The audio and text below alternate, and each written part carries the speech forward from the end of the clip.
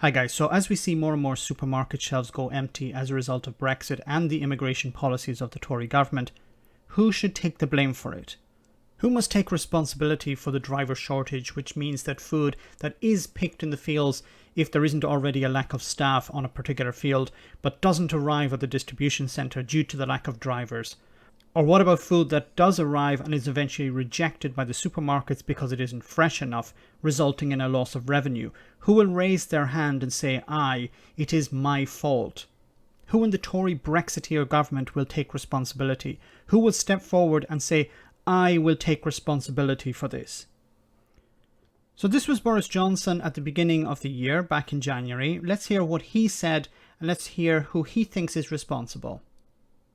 Angus Brennan McNeill. Thank you very much indeed, Mr. Chairman. You won't interrupt the answer? No, I'll do my best not to. I'm sure the answer will be concise and to the point and accurate and brief. There have been press reports in the last 48 hours of lorry queues of 7,000, because you mentioned trade there, of 7,000 lorries, 70 miles in length, 2 days to clear. I mean, if this happens, and in Kent, it'll make the COVID loo roll crisis look like a walk in the park.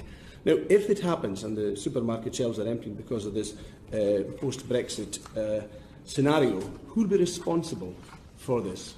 For stuff not getting to the supermarkets, for 7,000 long lorry queues? Would the buck stop with the Prime Minister? I don't think anybody will be under any illusions about who's going to be held to account for that, and it's certainly going to be me and the government.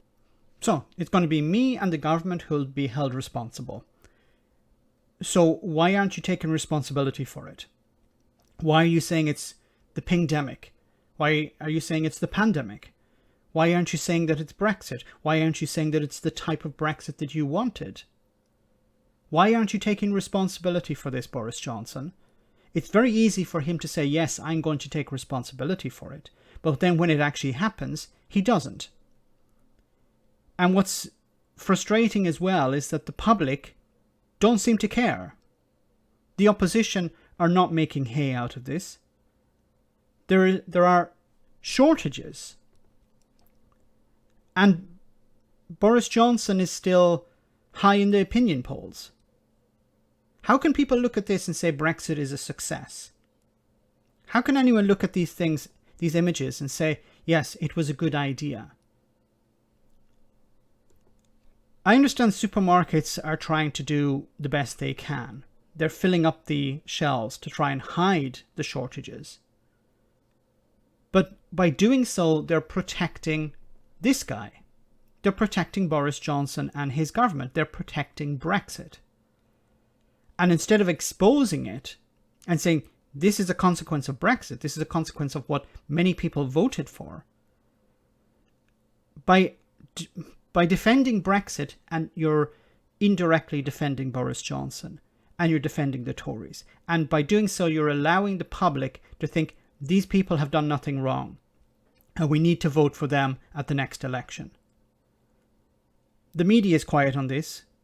I really wish some senior directors or whatever at supermarkets would come forward and say, look at what's happening here.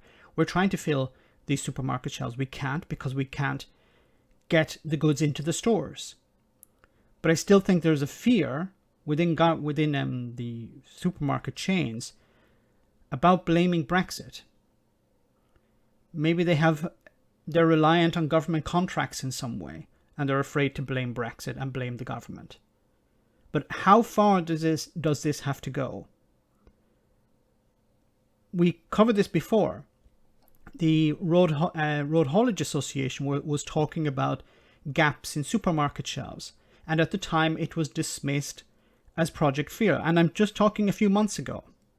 Now we can see massive gaps in the supermarket shelves, and no one seems to have a problem with it, apart from people who voted to remain.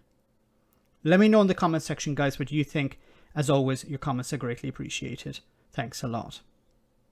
I want to say a big thank you to all of my patrons. You ensure that this channel continues to exist. I'm eternally grateful for all of your support. If you join Patreon, you will receive instant access to our Discord server, where we have both audio and video chats. You can chat with me and other patrons, where we discuss important and non-important issues. Becoming a patron per month costs about the same as a large coffee, so why not check it out?